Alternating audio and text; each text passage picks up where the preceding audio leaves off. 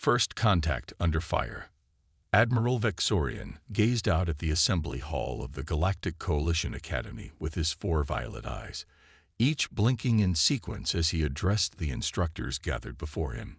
His crystalline exoskeleton glimmered under the artificial lights of Starbase Orion, the premier training facility for the Coalition's military forces. "The humans have arrived," he announced, letting the statement hang in the recycled air. Senior Instructor Kilara fluttered her translucent wings in agitation, the Araxian equivalent of a frustrated sigh. "Admiral, with all respect, the humans have barely established reliable faster-than-light travel. Their inclusion in the Academy is premature." "The Council has spoken," Vexorian replied firmly. "Their solar system sits at a strategic crossroads, and they've shown unexpected potential." Medical Officer Zentai, a towering Lasteran with skin like polished obsidian, cleared his throat. "My concern is medical. Their biology is primitive, calcium-based internal supportive structures, vulnerable external covering, inefficient respiratory system. Our training regimens could kill them." "Then adjust the regimens," the Admiral replied simply. "The first human cadets arrive tomorrow. I expect you all to accommodate them accordingly." As the instructors filed out, Tactical Officer Brex, a compact reptilian saurid, lingered behind. "You didn't tell them about the Krell incursions near Earth, did you?" Admiral Vexorian's outer eyelids closed in acknowledgement. "One problem at a time, Brex. Let's see if humans can even survive basic training before we worry about whether they can help us fight a war." Cadet Riley Chen stood ramrod straight at attention, trying not to stare at the alien instructor towering over her. The saurid scales shifted colors slightly as he circled the 5 human cadets, examining them like specimens. "I am Tactical Officer Brex," the reptilian being announced. "You are the first humans to train at this facility. Some believe you don't belong here. I reserve judgment." Riley kept her face neutral but couldn't help feeling she was representing all of humanity.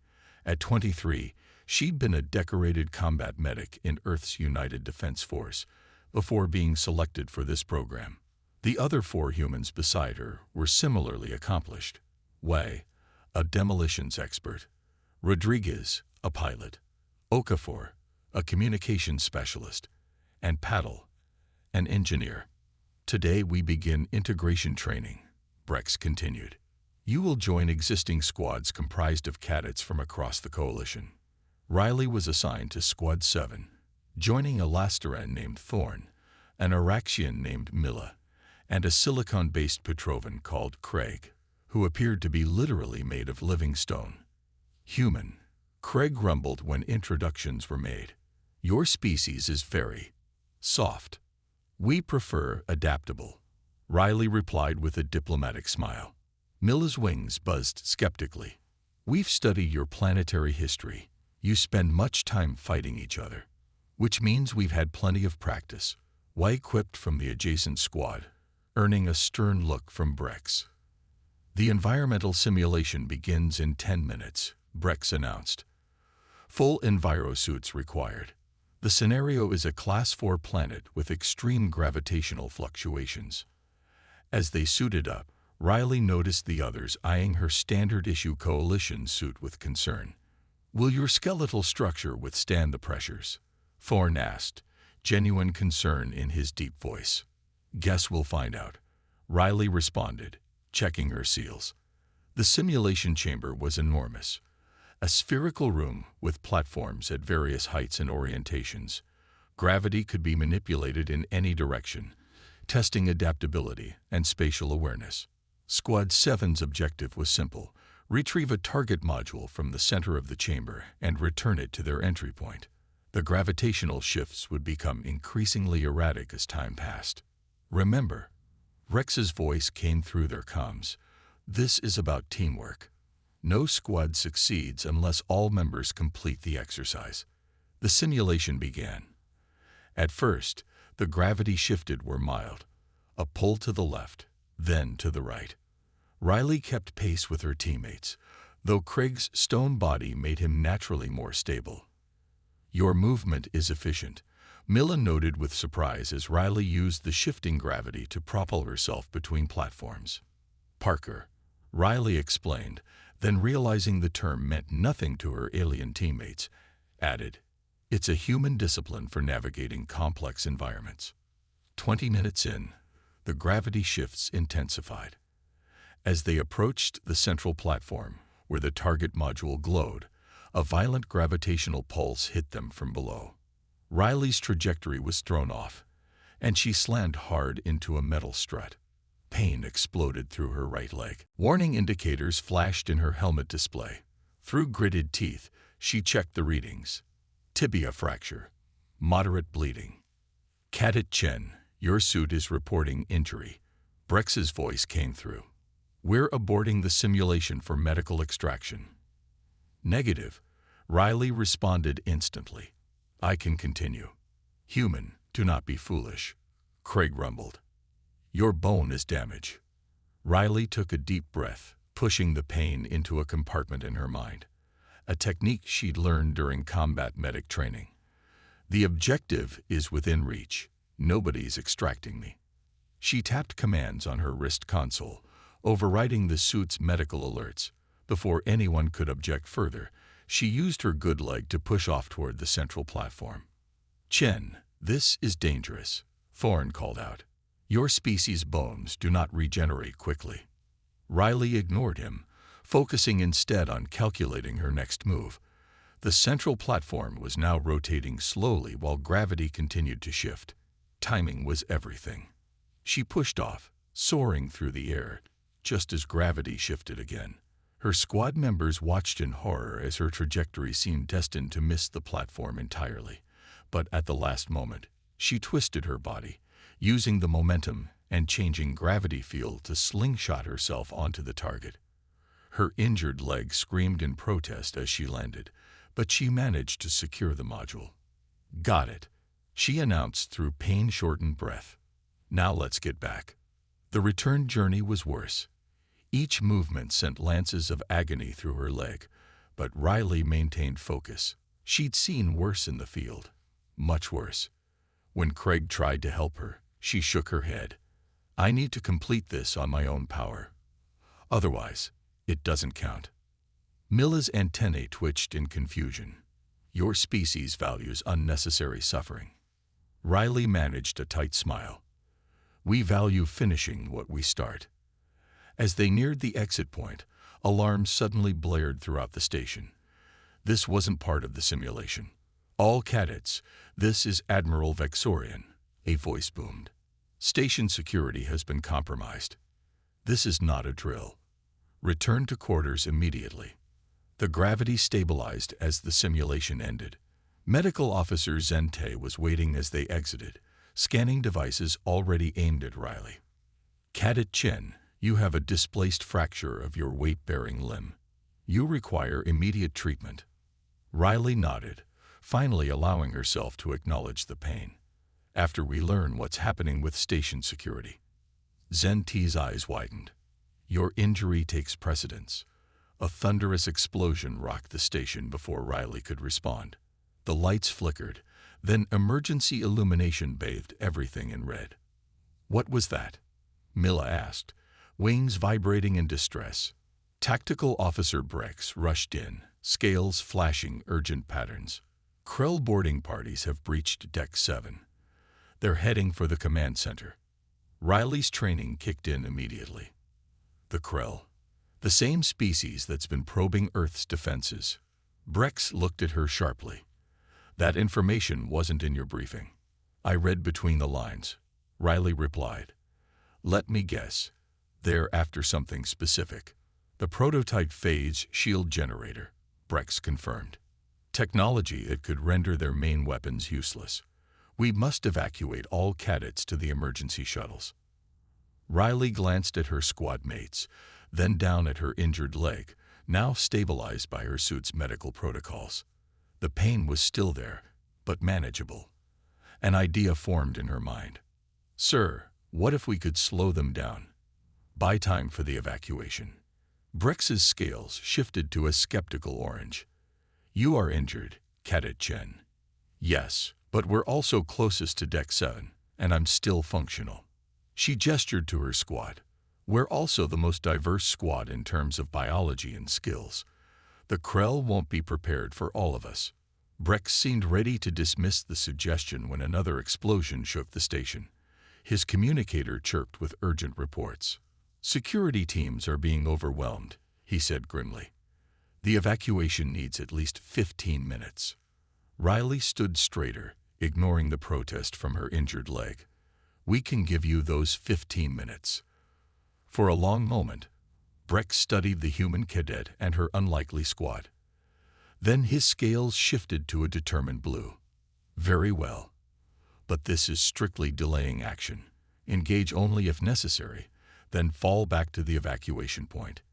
He tapped his communicator. I'm sending you the access codes to the emergency weapons locker on Deck 6.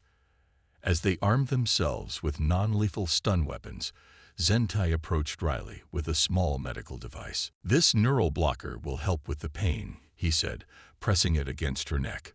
Will it affect my thinking? Riley asked. No, but then save it for someone who might need it more. She checked her weapon. Pain is just information. Sometimes you need to acknowledge it and move on. The medical officer stared at her with an expression Riley couldn't read. Fascinating adaptation, he murmured before turning away.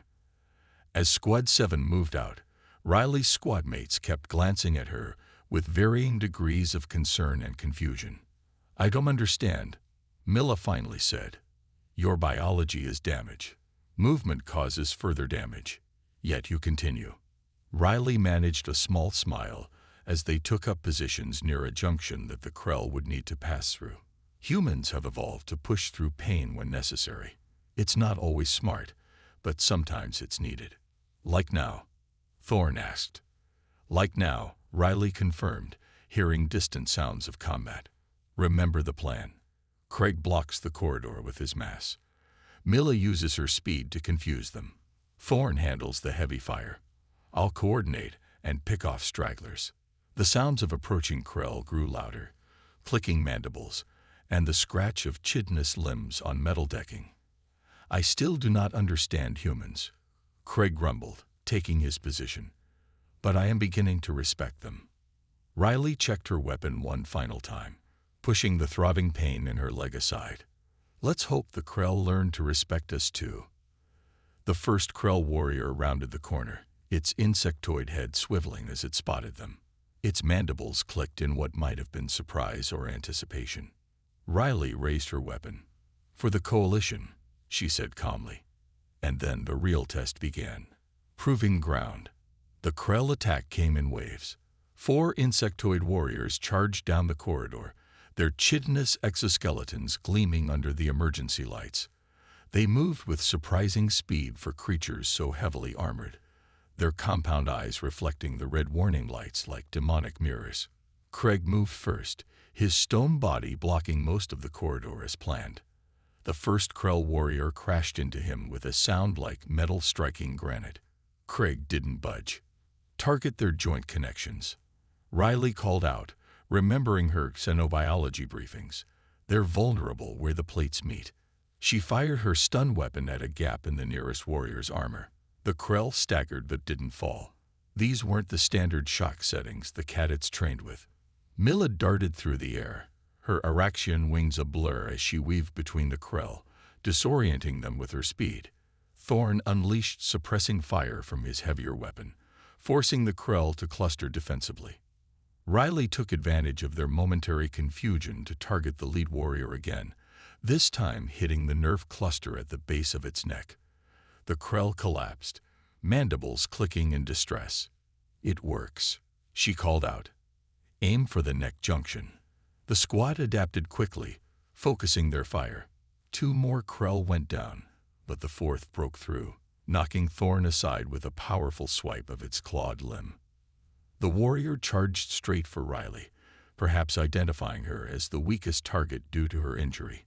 Instead of retreating, she waited until the last possible moment, then dropped to the ground, using her good leg to sweep the Krell's multiple limbs from under it.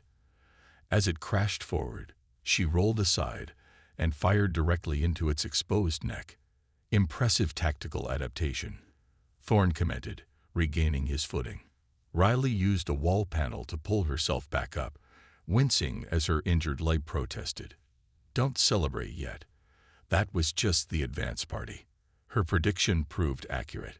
Within minutes, the sound of more Krell approaching echoed through the corridor. Many more. We can't hold this position against those numbers, she said, making a quick decision. Fall back to Junction 12. We can funnel them into a narrower corridor. As they retreated, Tactical Officer Brex's voice came through their comms. Cadet Chen, status report. We've delayed the first wave, sir, Riley responded, hobbling alongside her squad. Moving to Junction 12 for a better defensive position. How's the evacuation progressing? 8 minutes required to complete. Security teams are overwhelmed on Deck 8. Riley processed this information quickly. Sir, the Krell are moving faster than anticipated. If they're already at Deck 8, they'll reach the command center before evacuation completes. There was a pause before Brex responded. Assessment accurate. Cadet. Options. Riley glanced at her squad mates, then at the station schematics displayed on her wrist unit. We need to divide their forces. There's an auxiliary control node on Deck 7. If we can reach it, we could trigger emergency bulkheads, cutting off their advance guard from reinforcements. That would require approaching their main force, not retreating from it, Brex pointed out. Yes, sir. We're aware. Another pause. Proceed with caution, Squad 7. Remember, this is delay only. As they altered course, heading deeper into potentially hostile territory, Milla fluttered close to Riley. Your leg. The bone damage is worsening. I can see changes in your movement patterns. Riley nodded, not wasting breath on denial. Each step sent shockwaves of pain up her leg, but she'd compartmentalized it, as best she could. If we succeed, it won't matter. I do not understand human logic, Milla said, but there was a new note of respect in her voice. They approached the auxiliary control node cautiously, using maintenance conduits to avoid detection. Through a viewport, they could see Krell warriors swarming through the main corridor, at least 20 of them, moving with military precision toward the command levels. We need a distraction, Riley whispered, studying the layout. Craig, how loud can you make your voice? The Petrovan's rocky features shifted into what might have been a smile, sufficient to cause discomfort. Good. When I give the signal, I need you to create as much noise as possible from that junction. She pointed to a corridor intersection. Milla, you'll fly cover for him. Thorne, you're with me. We'll access the control node while they're distracted. As Riley and Thorne positioned themselves near the control room entrance, Riley felt a moment of doubt. The pain in her leg had escalated from sharp pulses to a constant burning agony. Her suit's medical system was flashing increasingly urgent warnings about internal bleeding and bone fragment migration. She pushed the warnings aside, focusing on the mission. Now, she whispered into her comm. Craig's distraction was more effective than she'd anticipated. The Petrovan's crystalline body structure allowed him to produce a resonant frequency that made the Krell's sensitive antennae vibrate painfully. The warriors reacted immediately, several breaking off to investigate. Riley and Thorne slipped into the auxiliary control node. 2 Krell technicians were inside, working to bypass station security systems. They turned in surprise as the door hissed open. Thorne fired first, taking down one, while Riley struggled to aim with her increasingly unsteady hands. The second Krell charged her before she could fire. They collided, sending Riley sprawling. Her injured leg hit the deck hard, and for a moment, her vision whited out with pain. The Krell loomed over her, mandibles clicking in what might have been triumph. It raised a bladed limb to strike, only to freeze as Thorne's stun blast hit it from behind. The warrior collapsed beside Riley, twitching. Cadet Chen. Thorne helped her up, his expression concerned. Can you continue? Riley nodded, teeth gritted. Get me to the console. The auxiliary controls responded to her access codes. Riley's hands flew across the interface, initiating emergency protocols that would compartmentalize the station's decks. "Bulkheads deploying in 30 seconds, she announced. "We need to get clear." "You will not make it in time," Thorne said bluntly, looking at her leg. "Your movement speed is compromised." Riley managed a tight smile. "Then go ahead. Make sure Craig and Milla get clear too." "You propose to sacrifice yourself." Thorne's bioluminescent spots pulsed with alarm. "I propose to complete the mission," Riley corrected. "Besides, I'll be safe in here until reinforcements arrive." A new voice joined their conversation as Admiral Vexorian himself came through on their comms. "Negative, Cadet Chen. We do not leave personnel behind. Lieutenant Brex is en route with a response team." Before Riley could argue, the console flashed red. "Alert. Krell forces have breached central computing. Bulkhead deployment compromised." Riley stared at the screen in disbelief. "They're overriding the bulkheads from the main system. They must have a high-level access code." "Impossible," Thorne said. Unless they had help from inside," Riley finished grimly. She studied the console, mind racing. "There's still a way. The emergency protocols have redundant systems. If we trigger a localized atmospheric decompression warning, the safety overrides will deploy the bulkheads regardless of central computer commands. That would require manual activation from the environmental control panel," Thorne pointed out, indicating a station across the room. Riley nodded. "Get Craig and Milla to safety. I'll handle this. With respect, human, you can barely stand." "I don't need to stand to press buttons," Riley replied with forced lightness. "Go." "That's an order, Cadet." After a moment of hesitation, Thorne nodded and left. The moment he was gone, Riley dragged herself toward the environmental controls, every movement sending fresh bolts of agony through her leg. Her suit's medical system was now flashing critical warnings. He called forward Squad 7. As they stepped up, Riley noticed how differently her alien squad mates carried themselves now. More unified, more cohesive. For exceptional valor and tactical innovation in the face of enemy action, I award Squad 7 the Coalition Star, second class. The Admiral placed the commendation on each of their uniforms. When he reached Riley, he paused. "Cadet Chen, your actions under extreme duress exemplify the best qualities we seek in Coalition officers.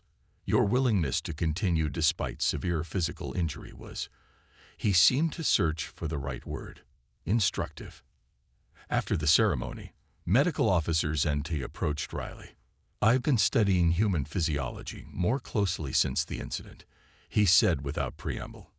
"Your species' pain tolerance and ability to function through injury is remarkable.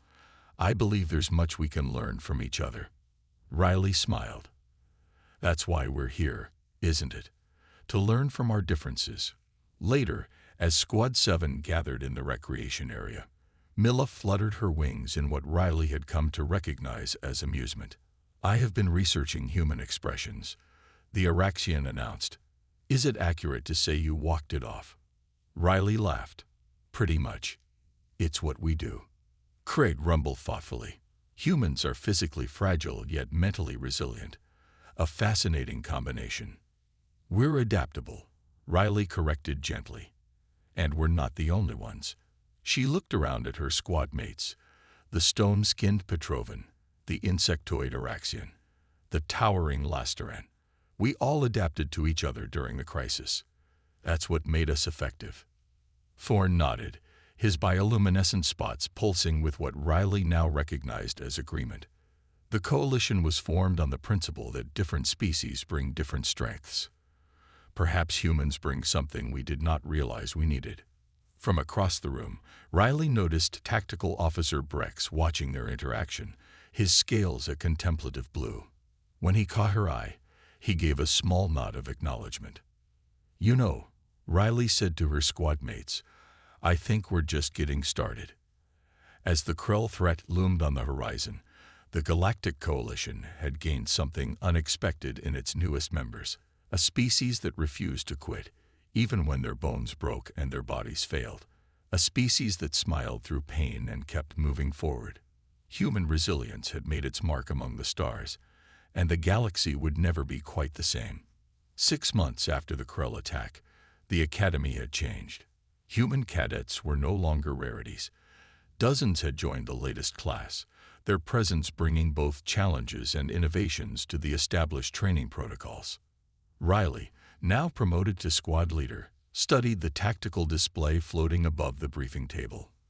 Around her stood her original squad mates and 4 new additions, including another human named Amara Okonkwo, a former asteroid miner with an intuitive understanding of Zerog operations. The simulation parameters seem unusual, Milla observed, her wings creating a gentle hum as she hovered beside Riley. Riley nodded. That's because they're based on actual data from the Krell border incursions. This isn't just training anymore. We're preparing for deployment. The door to the briefing room slid open, and Admiral Vexorian entered alongside Tactical Officer Brex. The cadets snapped to attention. At ease, the Admiral said, "What you're about to hear is classified at the highest levels." Brex activated a holographic projection showing a remote star system near the edge of Coalition space. 3 days ago, our long-range sensors detected anomalous energy signatures in the Tharsis system. Analysis confirms it's a Krell staging area. Craig rumbled thoughtfully. Preparing for another attack. We believe so, Vexorian confirmed. But this time, we intend to be prepared. The Coalition Council has authorized a reconnaissance mission to gather intelligence on their capabilities and intentions. Riley studied the projection, noting the difficult approach vectors and limited sensor coverage. Difficult terrain for conventional reconnaissance, sir. Precisely why unconventional approaches are required, Brex said, his scales shifting to a contemplative blue. Squad 7 has demonstrated exceptional adaptability in crisis situations. You're being assigned as the advance team. A murmur of surprise ran through the squad.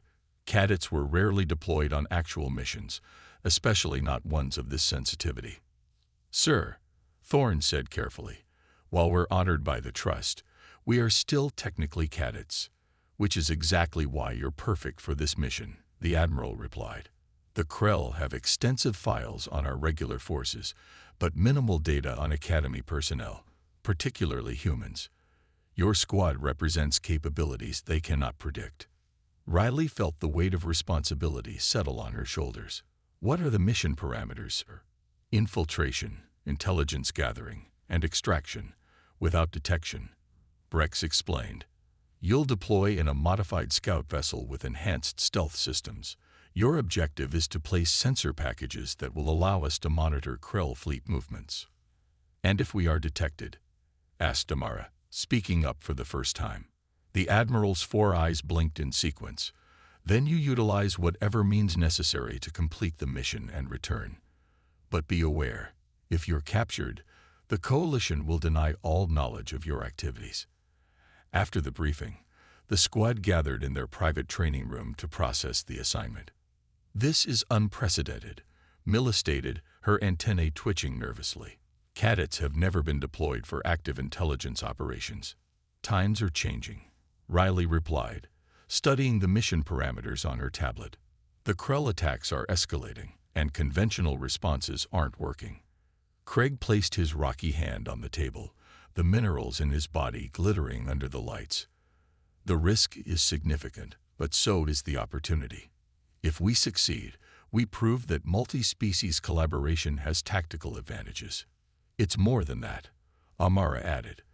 This is about showing that humans belong in the Coalition, that we bring something valuable to the table.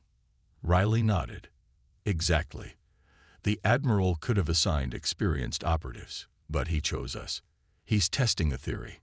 That human unpredictability combined with our varied species abilities creates an effective team, Thorne concluded.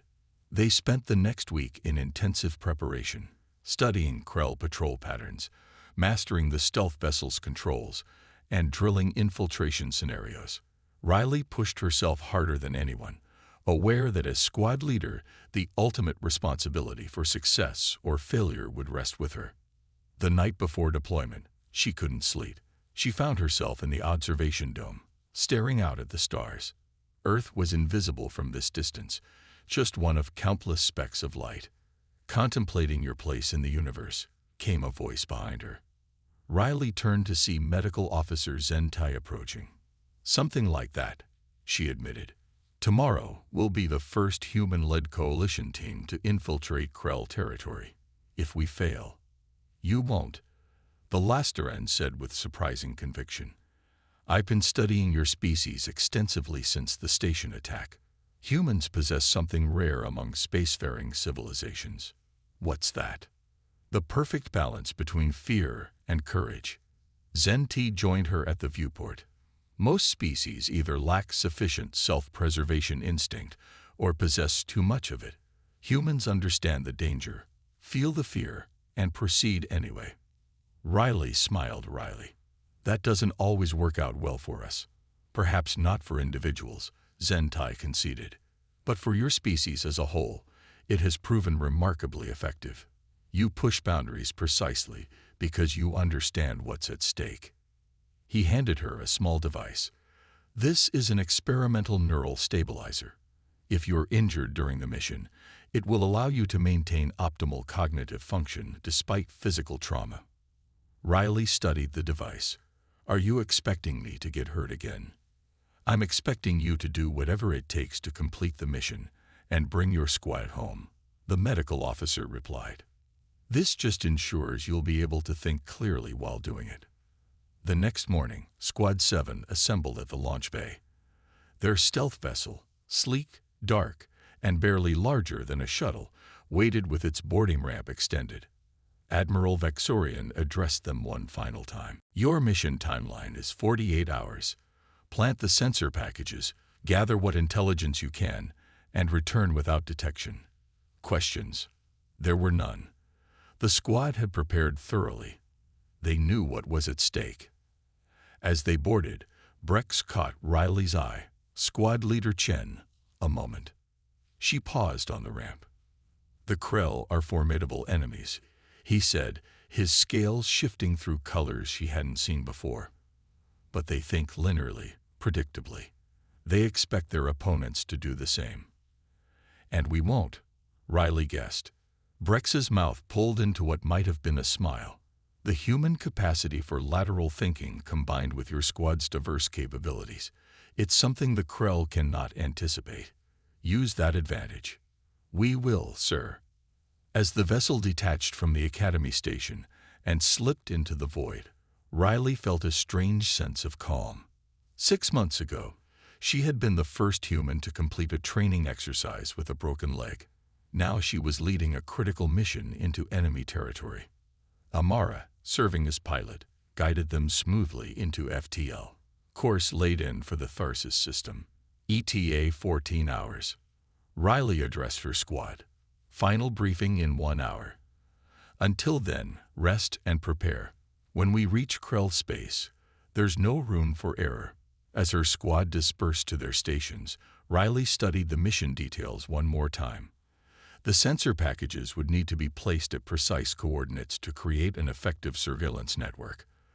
The closest placement point was nearly a kilometer from their intended landing zone, across terrain that would be actively patrolled. She thought about what Brex had said about lateral thinking. The Krell expected order, predictability. They would be watching for conventional infiltration tactics.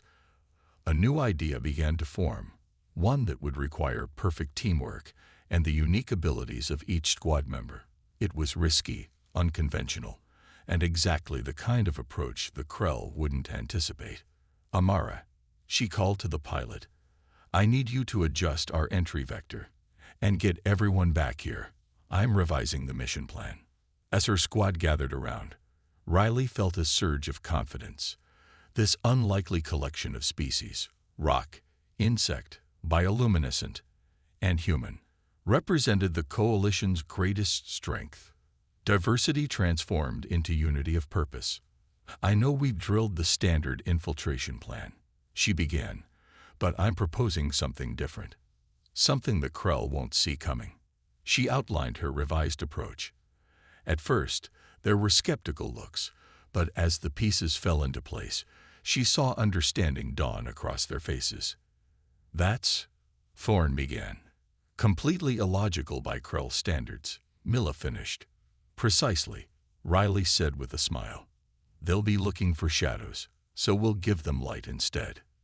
Craig nodded, his crystalline features catching the cabin illumination. As humans say, hiding in plain sight. It could work, Amara agreed, making calculations on her console. The risk is high, but if we time it perfectly. We will, Riley assured them, feeling the same determination that had carried her through the gravity while training with a broken leg. Because we have something the Krell don't understand. What's that? Asked one of the newer squad members. Riley looked around at her team, each member bringing unique strengths, perspectives, and capabilities, each committed to something larger than themselves. Each other, she said simply. Now let's make the final preparations. We reach Krell space in 13 hours, and history won't wait. As the stealth vessel continued its silent journey toward enemy territory, Riley knew this mission would test everything they'd learned, but she also knew that whatever challenges awaited, her squad would face them together, adapting, persisting, and moving forward regardless of obstacles, just as humans had always done.